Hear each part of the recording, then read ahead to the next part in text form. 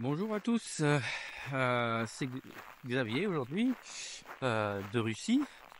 Je vous fais une longue vidéo aujourd'hui. C'est déjà la première de l'année, vraiment, que je filme après le Nouvel An. Et puis, c'est pour, j'en profite pour vous souhaiter la nouvelle année. Souhaiter une bonne année dans les conditions actuelles, c'est un petit peu compliqué. Je suis assez d'accord là-dessus avec mon petit cousin. Euh, Tom. Et donc, je fais cette vidéo pour réagir à la situation en France et en Europe. D'habitude, je fais pas de vidéos trop politiques, mais bon, en fait, tout est politique. Ma décision de venir en Russie, au final, est politique. Tout ce qu'on fait chaque jour est politique. Quand on mange, quand on met du gasoil dans sa voiture ou pas, quand on choisit telle ou telle marque, tout est politique. Donc, au final, cette désolation n'est pas hors de propos. Et donc j'ai préparé toute une liste parce qu'il y a pas mal de choses à aborder. Et vous entendez la neige qui crisse, hein. Je vais aller jusqu'à... Je profite de cette belle journée pour aller jusqu'à la croix ou la pierre, ça dépend, que l'on soit païen ou orthodoxe, qui se trouve à l'autre bout du village. Si le chemin a été déneigé, que je peux y accéder. J'ai mis des bottines un petit peu légères. Donc voilà. Et puis vous pourrez en profiter du paysage. À un moment, je ferai tourner la caméra parce que il n'y a pas de raison que vous voyez ma tête tout le long de cette longue discussion. Et que vaut mieux que vous profitiez de la caméra frontale qui donne un plus beau paysage.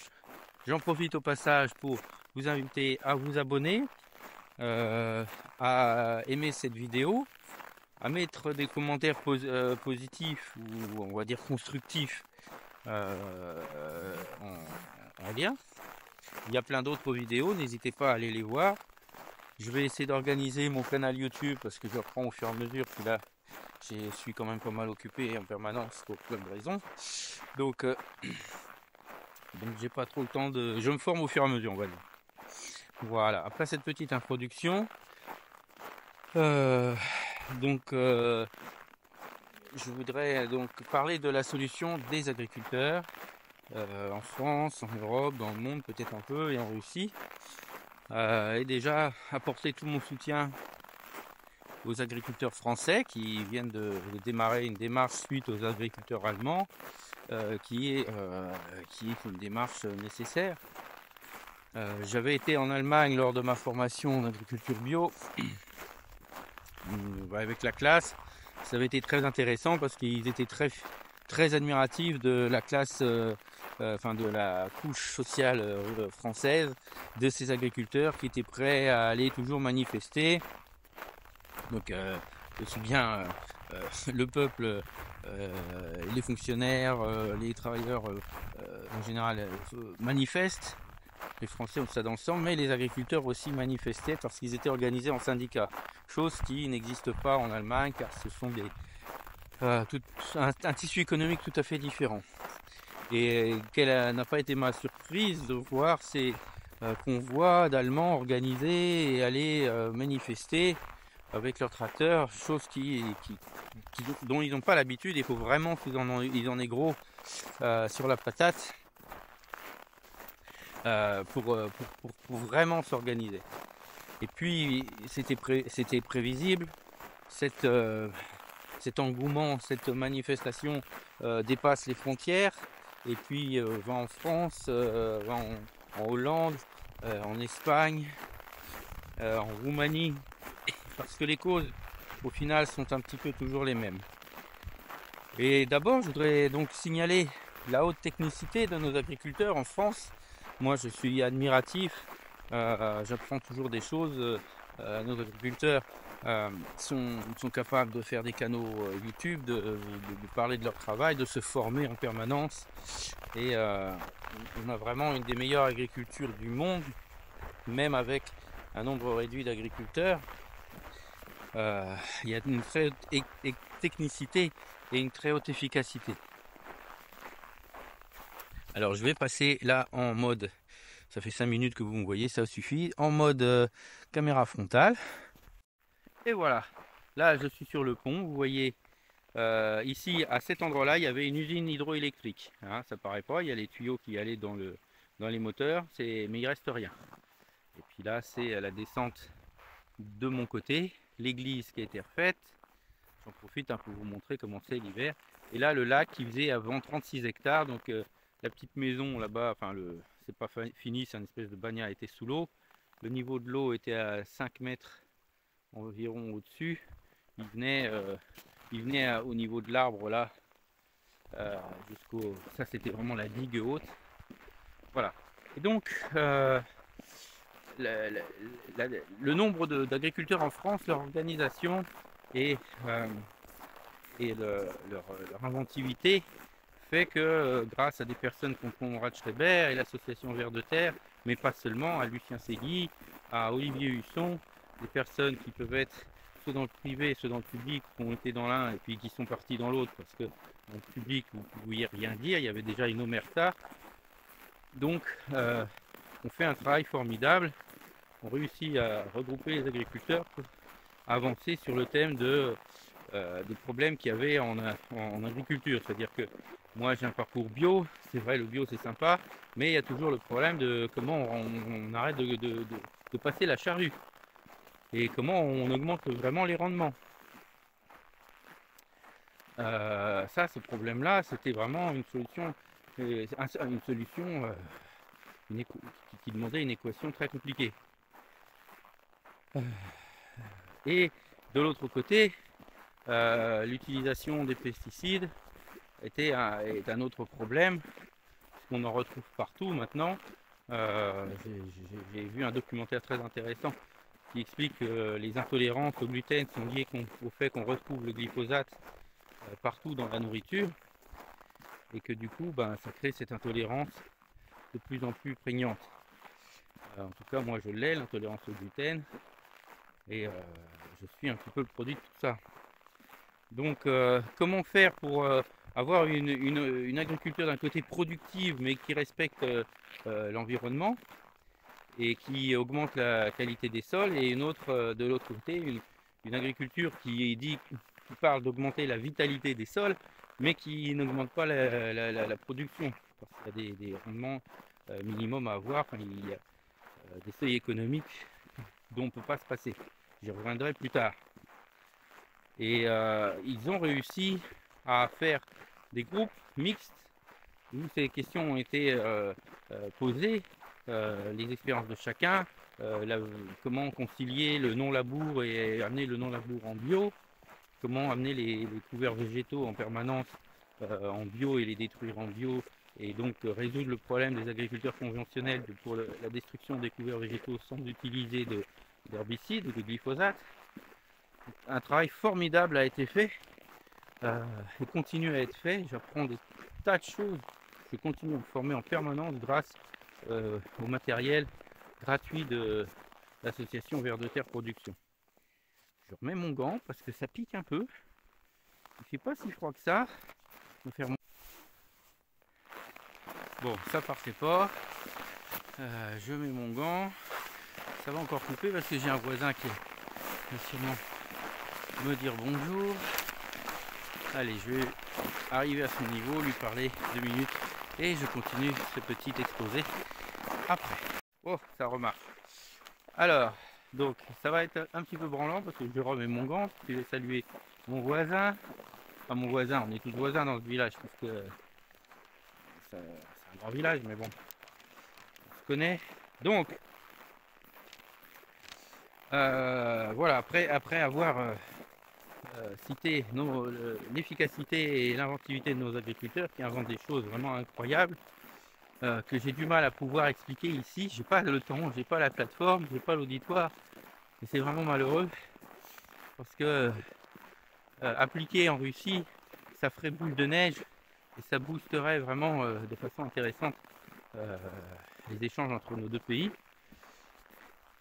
Donc on nous parle de problèmes, etc., mais il y a toujours des inventions, il y a des tonnes d'inventions qui permettent de résoudre tout un tas de problèmes, aussi bien énergétiques, pour ne parler que du plus connu, peut-être moins controversé, parce que il a été fortement analysé. Le système du réacteur Pantone qui permet de faire une injection de on ne sait pas trop quoi, on met de l'eau au départ dans un bulleur, ça passe dans un réacteur et à la sortie il y a un gaz sûrement fortement hydrogéné qui permet de rajeunir les moteurs, de faire de la combustion presque totale des gaz et, et de réduire la pollution et donc de réduire la consommation. Donc ça c'est des systèmes qui sont adaptables sur les tracteurs, qui sont pas bourrés d'électronique. C'est des inventions, il y en a des comme ça, il y en a des tonnes. Ne serait-ce que même tous les nouveaux outils qu'on peut inventer à l'atelier paysan, etc. Donc des solutions, il y en a plein. Des techniques, il y en a plein. Mais ça n'intéresse pas le pouvoir des pays parce que nous sommes dans un système capitaliste. Là, je vais parler aussi de l'arnaque du GIEC, qui est un groupement d'experts qui ne sont pas experts du climat, qui sont tous sauf experts du climat. Il n'y a pas de climatologue pratiquement au GIEC. Des gens qui nous disent ce qu'il faut faire, mais qui ont tous des liens avec des grosses entreprises, des grosses sociétés. Et puis, cette histoire de transition écologique. Alors, je vous parle un homme qui, depuis sa tendre enfance, rêve de percées technologiques et des éoliennes, de toutes ces choses, mais qui a bien compris que tout ça c'était en tout cas du greenwashing maintenant, que la façon d'agir c'est devenir autonome. Autonome c'est quoi? C'est réduire déjà sa consommation personnelle, optimiser. Pourquoi mettre du 220 dans une maison alors que tout peut fonctionner en 12 ou 24 volts? Ça vous permet de faire des économies d'électricité, de réduire le nombre de panneaux qu'il vous faut. Et puis si vous avez un peu de sous, vous pouvez mettre une éolienne en local, pas une grosse éolienne qui demande du béton, mais une petite éolienne d'appoint. C'est vraiment au cas où vous avez vraiment la situation idéale, parce que les retours montrent que ces éoliennes sont souvent peu efficaces. Alors il y aurait des nouveaux concepts d'éoliennes, mais malheureusement ce concept que j'avais en cassette, que je n'ai pas pu numériser à l'époque, et maintenant c'est quasiment impossible, c'est même impossible de retrouver ces émissions qui passaient sur Arte, qui étaient révolutionnaires, que j'ai fait des recherches, ils m'ont envoyé balader, ils m'ont dit non, on n'a plus ça. Ça montrait vraiment des techniques révolutionnaires qui ont été achetées et étouffées. Et c'était pas des trucs d'énergie libre, hein, de soi-disant des choses comme ça. C'était des choses physiques prouvées, fonctionnelles. Je vous invite à vous intéresser à l'entreprise Bomin Solar Research, qui est, bon, malheureusement son modèle n'existe plus parce que il a été acheté par les Américains, ils ont fermé le truc, mais ils ont un espèce d'esclave, d'un moteur Stirling esclave solaire, et qui vraiment est une pompe, c'est du low-tech, ça serait vraiment même ici, même n'importe où, ça remplace une pompe électrique, ça fonctionne juste avec les rayons du soleil, ça pompe sur le principe du moteur Stirling. Donc voilà, toutes ces fausses histoires de il n'y a pas de solution, de ceci, de cela, il faut mettre des éoliennes, c'est pour faire marcher l'industrie, parce que nous sommes dans un système capitaliste. Le système capitaliste, c'était un gros mot jusqu'à maintenant. Je vois que sur les réseaux sociaux, ça ressort de plus en plus. Et donc, je trouve que c'est une bonne chose parce qu'il faut nommer les choses. À l'époque où on a plus le droit de dire un homosexuel, mais une personne genrée, non genrée, ça fait du bien de remettre les noms sur les choses. Et le capitalisme, il a, avec la révolution du néolithique, amené tous les résultats que nous avons aujourd'hui. Notre société, si elle fonctionne comme elle fonctionne, c'est parce qu'elle est le résultat de développement économique qui entraîne des transformations sociales qui elles-mêmes continuent à influer sur le développement économique et bien sûr sur l'orientation industrielle ou pas d'une société. Donc dire c'était mieux avant, se plaindre, comme j'entends, je suis assez fatigué, j'étais malade pendant la période des vacances ici après le nouvel an. Voilà, j'ai trop chaud, je vais ouvrir ma doudoune. Euh, je suis fatigué, ça fait moi j'avais depuis l'âge de 15 ans. euh, je voyais déjà nous avec mes collègues de classe, nous mettions le doigt sur les problèmes, à se plaindre, pas à se plaindre, mais à dénoncer. Et dénoncer, ça n'importe rien.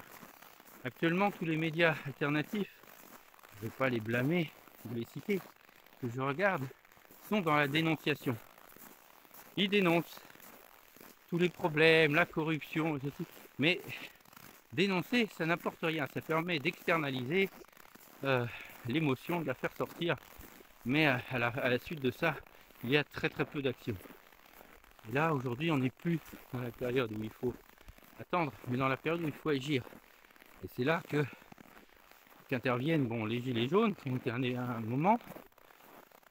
Maintenant, les paysans, qui ne sont pas révolutionnaires, ce sont des propriétaires terriens, mais la coordination de tout le monde, pourquoi les autres syndicats, parce qu'ils sont achetés bien sûr, je donne la réponse tout de suite, nous le savons, n'appellent pas à manifester en même temps, parce qu'ils ont peur qu'il y ait une coordination, le seul moyen de changer les choses vraiment, c'est que nous prenions en main. Nous prenions en main, c'est quoi? C'est de se rendre compte que nous avons le moyen d'agir sur cette société, à l'inverse de ce que l'on nous dit habituellement. Comment? Eh bien, le seul moyen prouvé, c'est la grève générale. Si vous faites la grève générale, ce système ne fonctionne plus. Moi, j'avais l'exemple d'une amie qui était devenue lesbienne, qui avant était mariée à un riche avocat d'affaires, et cet homme était incapable de s'habiller tout seul. Cet homme, le matin, quand il se levait, les domestiques lui mettaient ses vêtements sur le lit, il descendait, il déjeunait, il s'habillait, enfin, il enfilait quand même ses vêtements, mais on lui choisissait tout. Il descendait, on lui servait le petit déjeuner, et si du jour au lendemain, les domestiques partaient, il mourrait de faim, parce qu'il était incapable de se faire à manger lui-même. Eh bien, tous ces grands de ce monde, qui soi-disant nous dirigent, sont de la même veine. Ils sont incapables de se faire cuire un œuf, des pâtes, et donc en 3 jours ils meurent de faim. C'est pour ça que c'est leur plus grand spectre, et je vous invite à lire des livres de Jack London comme Martin Eden et d'autres.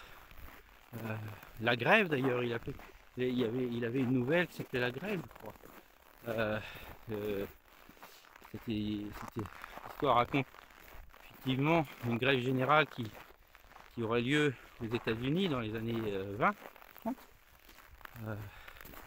Et bref, on voit bien que tous ces mouvements politiques sont là pour canaliser l'énergie.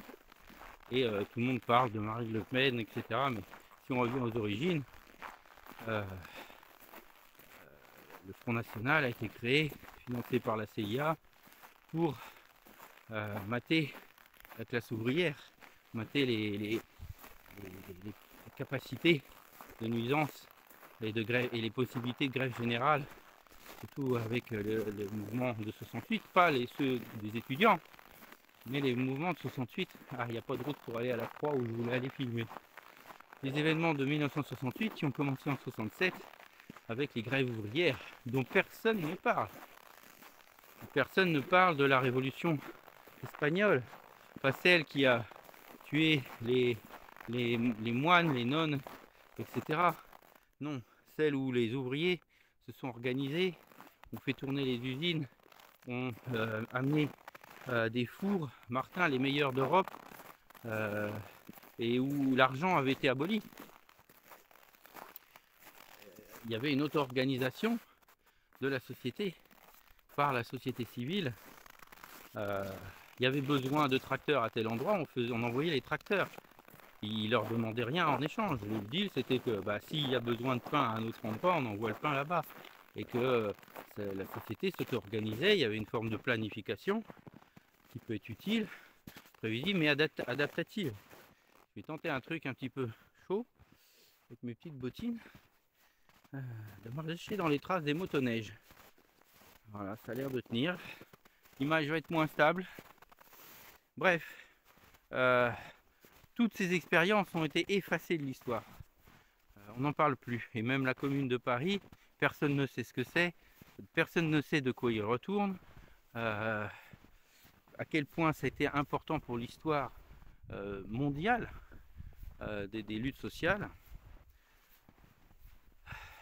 Et donc, j'en reviens à mon thème, c'est que aujourd'hui, le seul moyen de changer les choses, c'est d'agir sur la société, de se grouper et d'arrêter de se tirer dans les pattes les uns les autres et de faire une grande grève générale. Alors je dis ça parce que ici en Russie, on est 3 Français, on n'est pas foutu de se coordonner et qu'il y a déjà des uns qui tapent dans les pattes des autres. C'est le phénomène du chéfisme et de la scission, qui est très connu dans les mouvements d'extrême gauche d'ailleurs, et pas que. Donc, bon, bah ça c'est le plus gros problème, le putain de facteur humain. Ça c'est du fait du manque d'expérience, du manque d'événements qui amènent justement à créer cette fraternité et cette organisation. Voilà. Alors, bah, je vais continuer ma petite balade tranquillement en essayant de ne pas tomber dans la neige. Si ça tombe, bah, ça sera au bêtisier. Je continue. Donc j'ai fait un peu le tour là du thème parce qu'on me dit oui mais non mais le capitalisme, je vois c'est souvent les mecs justement des mouvements écolos qui disent mais le capitalisme il a rien à voir là-dedans, mais si, c'est l'organisation économique et sociale qui dirige votre consommation. De toute façon peut être organisée, peut être orientée. Il y a des organismes qui sont faits pour ça, qui nous on va dire baisent le cerveau depuis une centaine d'années, pour ne nommer que l'Institut Tavistock, mais ils sont le résultat eux-mêmes de développement économique. Et ce développement économique s'auto-alimente par une organisation sociale. C'est un espèce de cercle vicieux et adaptatif, parce que moi j'ai fait partie de mouvements un petit peu à l'avant-garde, et à un moment je me suis aperçu, mais en fait je suis l'avant-garde du capitalisme. Je croyais être un rebelle et je testais les solutions pour que le capitalisme puisse éventuellement sortir d'une crise, de telle ou telle crise, et c'est ce qu'il a fait. Donc, pour revenir à nos agriculteurs, je pense qu'il est utopique de vivre, de penser pouvoir produire de la qualité en étant rentable, à part en se mettant dans des niches. Et ça, très peu d'agriculteurs peuvent le faire parce qu'ils ont été orientés sur des systèmes dont ils ne peuvent plus se sortir, puisqu'ils ont des crédits, il y a les mises aux normes obligatoires qui engagent des crédits, etc. etc. Et de ce fait-là, très peu d'agriculteurs que j'ai pu rencontrer qui s'étaient réorientés en marché local, en vente directe, arrivaient à s'en sortir, à tripler leur chiffre d'affaires et d'améliorer leurs conditions de vente et de vie. Voilà. Donc c'est toujours des personnes à la marge qui montrent l'exemple, mais ces niches de toute façon c'est temporaire, parce que si un jour on vous dit ah mais ça y est il faut plus d'animaux, bah, vous aviez une niche où vous étiez du bœuf local, et puis bah, du jour au lendemain c'est fini. Donc les niches c'est bien, mais c'est pas la solution. Et la solution en France et en Europe, moi j'ai tiré la conclusion il y a 10 ans, je suis venu en Russie. Pourquoi? Parce qu'ici c'est une espèce de Far West. C'est un espèce de mélange assez bizarre. On peut dire ce qu'on veut. Je sais que beaucoup de gens qui regardent les canaux russes ou qui s'intéressent à la Russie sont plutôt d'obédience, c'est-à-dire de droite. Donc ils ont une en horreur le terme communisme, socialisme, coopérative, alors que c'est une organisation, la coopération et la commune ont été la base de l'organisation française et européenne pendant des milliers d'années. Sans ça, on n'aurait pas survécu.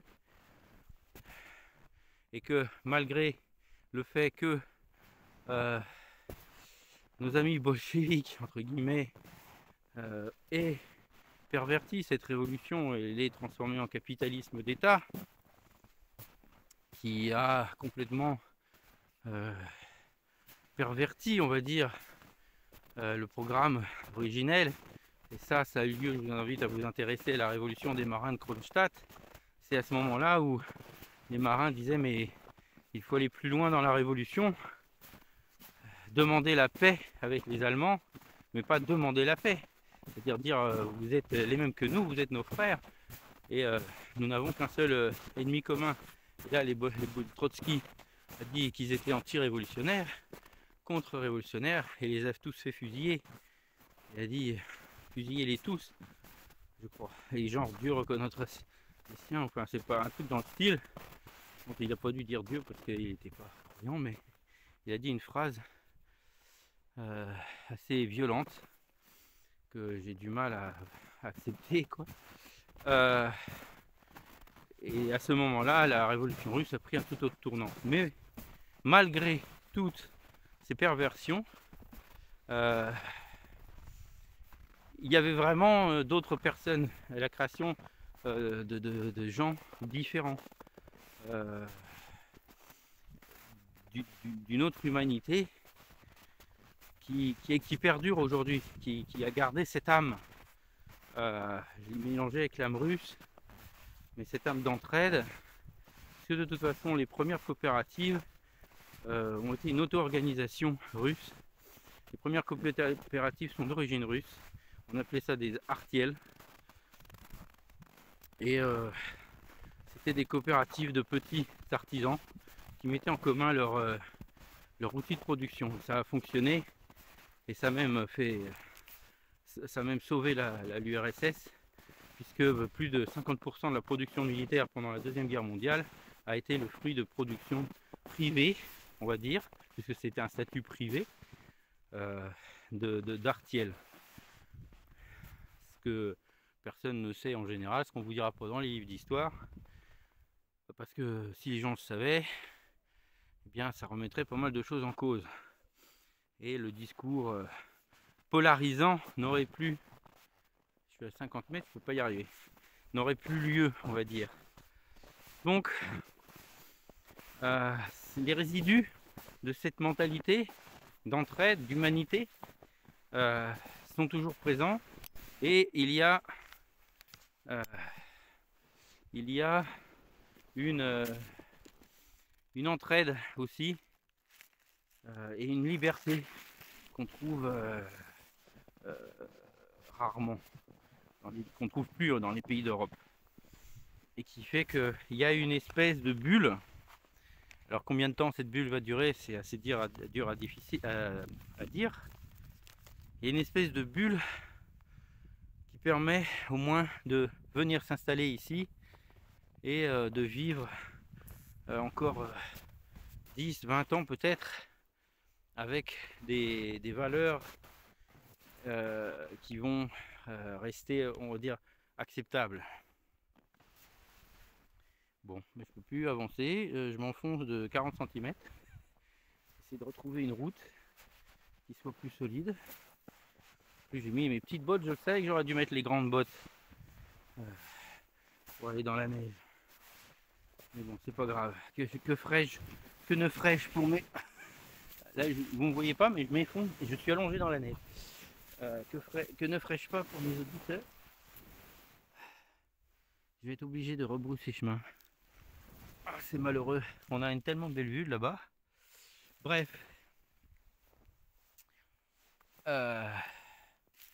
Du coup, qu'est-ce que je propose? Oh, je vais rester allongé, je suis bien. Qu'est-ce que je propose? Je propose de profiter de cette bulle pour que ceux qui comprennent que de toute façon il n'y a pas de solution en France et qui sont mobiles se rejoignent dans un projet commun. Donc, quelle place il y a pour les Français en Russie? Bon, techniquement, on pourrait accueillir 150 000 personnes ici en Russie parce qu'il y a un gros manque de techniciens, d'ingénieurs, de cadres. Et ça, les Français, c'est leur point fort quelque part. Donc, moi, je ne vais pas accueillir ici 150 000 personnes, bien que le village ait pu accueillir jusqu'à 4 000. Mais on a la possibilité d'avoir la place pour un projet qui pourrait accueillir 15 personnes ou 15 familles, on va dire. 15 familles sur un projet de ferme en polyculture élevage, en agroécologie, en utilisant les techniques d'agroforesterie et d'avoir un peu d'agrotourisme, comme c'est un peu à la mode ici en Russie, là c'est financé. Donc d'ouvrir un restaurant, de faire des parcours pour des groupes de touristes, euh, des parcours dans la ferme, autour du village, etc. Il y a plein de choses à voir ici intéressantes. Et les productions, ça serait je le redis, hein, pour ceux qui découvrent un peu mon canal, donc production laitière, fromagère, bien sûr un peu de viande, un peu de production de viande, parce que il y a un cycle naturel qui fait que du coup on est obligé d'avoir d'autres animaux qui permettent d'augmenter l'efficacité du système. Et donc des poules, des cochons qui vous boivent le petit lait, etc. Sinon on ne sait pas quoi faire de ces matériaux. Donc comme le but c'est d'avoir zéro déchet, il faut avoir tout un éventail de production, du miel, quelques légumes pour produire sur place pour le restaurant, pour l'accueil des touristes. Donc tout ça en bio, hein, en bio, mais augmenté en agroécologie, de façon à avoir des rendements corrects. Et puis notre exemple peut être transmis et les Russes sont très demandeurs pour ça, et donc on peut y envisager. Et j'aimerais vraiment, maintenant moi qui arrive sur ma cinquantaine, pouvoir transmettre tout ce savoir, vu que j'ai pas d'enfants, enfin en tout cas j'ai pas d'enfants qui vivent avec moi, de transmettre ce savoir et d'avoir d'ouvrir un centre de formation. Pour ça, qu'est-ce qu'il faut? Eh bien, déjà il faut être très motivé, parce que c'est pas un projet qui va se faire en 2 jours. Vous n'allez pas arriver en claquant des doigts et tout va être prêt. Il va falloir construire, il va falloir des pionniers, peut-être 3-4 personnes pionnières pour mettre en route le système. Après, oui, il y aura possibilité d'avoir déjà une infrastructure qui permettra d'accueillir d'autres familles. Et c'est pas forcément des gens qui vont être des agriculteurs. Il peut y avoir des néo-paysans, des petits paysans. Je vois pas un gros paysan venir ici vendre tout son truc ou pourquoi pas peut-être investir ici sur 200 hectares et tout en étant d'accord avec le système des micro-fermes, où donc une grosse ferme de 200 hectares permet de faire vivre une dizaine de petites fermes de 1 à 5 hectares autour pour être complémentaires, de partager les outils et d'être plus efficace comme ça, travailler en coopération.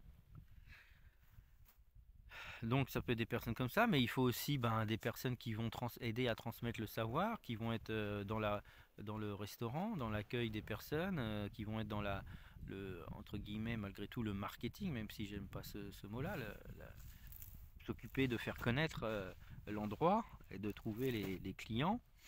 Parce que donc nous avons cette bulle qui nous permet au moins en attendant que la situation mondiale évolue et peut-être évolue dans le mieux, j'espère.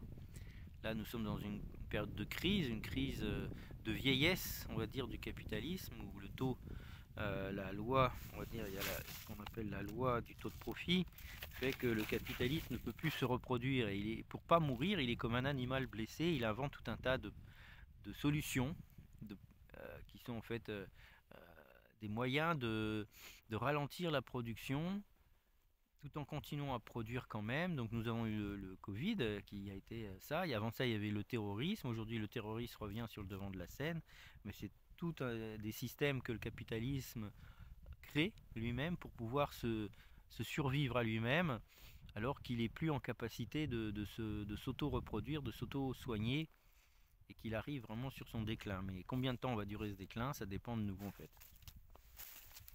Donc pour ceux qui comprennent bien qu'on est sur des temps longs et que nous avons une capacité de nuisance et d'action qui est assez limitée, du moment que nous n'arrivons pas à dépasser nos égoïsmes. C'est vrai que les Français, nous sommes très individualistes et c'est difficile de se grouper, même si on arrive quand même à faire des choses comme les Gilets jaunes.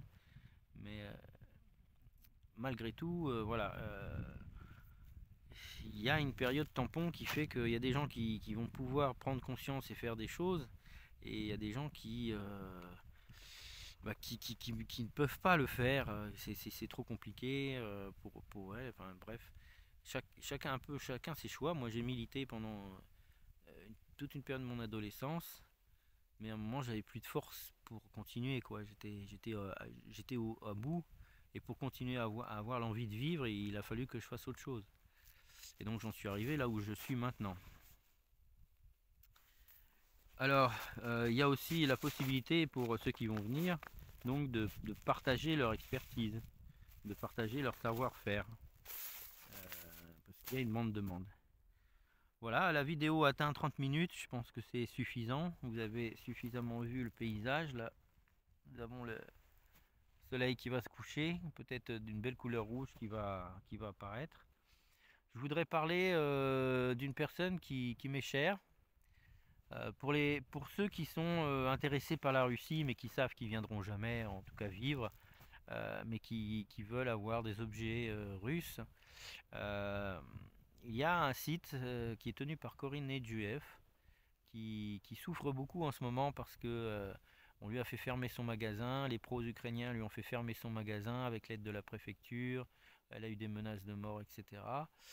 Et elle tient son magasin qui s'appelle lamaisonrusse.com. Donc elle n'a plus de boutique malheureusement. Voilà, chers amis, j'étais en train de vous dire que vous pouviez aller sur le site de la maison russe.com quand la batterie s'est arrêtée. Et parce qu'avec le froid, eh bien, on passe de 60% à 2% très rapidement. Voilà.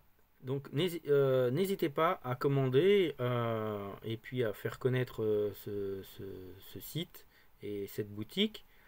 Corinne a quand même eu pas mal de problèmes ces dernières années, ces 2 dernières années, même avant quand j'étais à Angers, elle avait déjà une petite boutique et c'était pas toujours facile. Il y a quand même une grosse russophobie en France, donc voilà, vous pouvez vous faire plaisir à d'autres personnes. Elle essaye d'avoir toujours un petit peu de stock, mais c'est compliqué maintenant pour faire venir depuis la Russie. Et puis, quand les banques vous coupent tout le temps les vivres, ben, vous pouvez pas faire grand-chose. Donc, voilà. Je continuerai à mettre des vidéos en ligne de toutes les vidéos que j'ai filmées. Là, j'en ai vraiment beaucoup.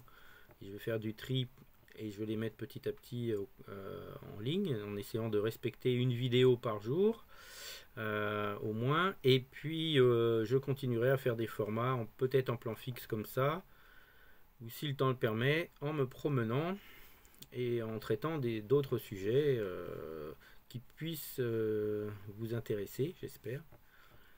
Donc, je vous dis à bientôt.